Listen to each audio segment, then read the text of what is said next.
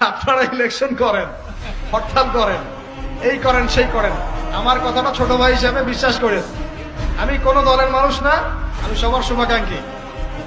এই বাংলাদেশ ঈসা আলাইহিস সালাম শাসন করবে, এই ভারত ঈসা আলাইহিস সালাম শাসন করবে, এই জেরুজালেম ঈসা আলাইহিস সালাম শাসন করবে, এই আরবের যত কান্ট্রি দেখতেছেন সবগুলো ঈসা আলাইহিস সালাম শাসন করবে।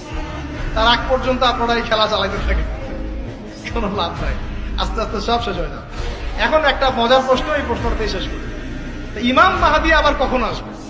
আমরা তো বুঝলাম ইমাম মাহদী আসবেন, তারপরে দাজ্জাল, তারপরে ঈসা আলাইহিস সালাম, তারপরে খেলাফত, এই তো। ইমাম মাহদী আবার কখন?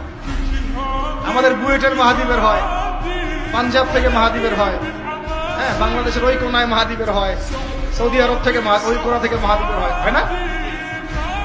খুব ভালো করে মনে রাখবেন, যতক্ষণ এই বিশ্বে একটা মালহামা না হচ্ছে মাহদী আসছেন না।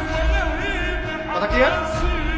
এই বিশ্বে যতক্ষণ একটা মালহামা না হচ্ছে মাহদী আসছেন না। তিনি আসবেন ফাতিমা রাদিয়াল্লাহু আনহার বংশ থেকে।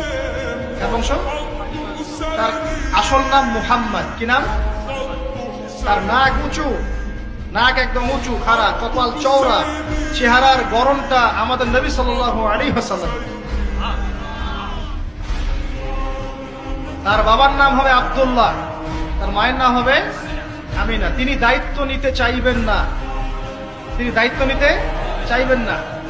তিনি দায়িত্ব না নেওয়ার জন্য মদিনা থেকে পালিয়ে মক্কায় চলে আসবেন।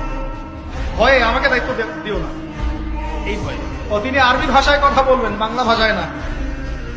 এখনকার মাহাদিরা পাঞ্জাবি ভাষায়, বাংলা ভাষায় কথা বলেন, ঠিক আছে?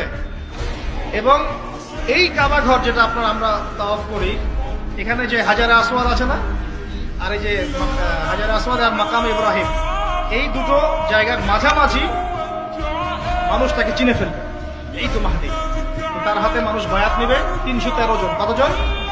ওই তালুত বাহিনীটা 313, বদরও 313, এখানেও 313। এবার শুরু হবে আসল। এবার প্রথমে ওই আরবেরই একটা গোত্র, বনু কালব। কোন গোত্র? এই বনু কালব ইমাম মাহদীর বিরুদ্ধে যুদ্ধ করবে, মাহদী এই যুদ্ধে জয়লাভ করবেন। তারপরে সিরিয়া, শাম থেকে, শাম মানে শুধু সিরিয়াই না, ওই পুরো অঞ্চলটাই শাম, ওখান থেকে একটা দল আসবে এই মাহদীর সাথে যুদ্ধ করার জন্য।